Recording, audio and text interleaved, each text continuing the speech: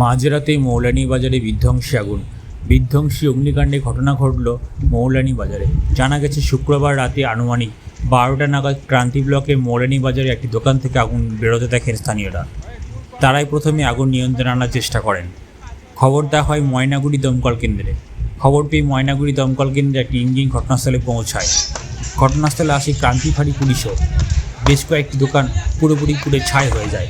আগুন লাগার কারণ নিয়ে প্রশাসন ধোঁয়াশায় রয়েছে। ক্ষয়ক্ষতির পরিমাণ এখনও জানা যায়নি।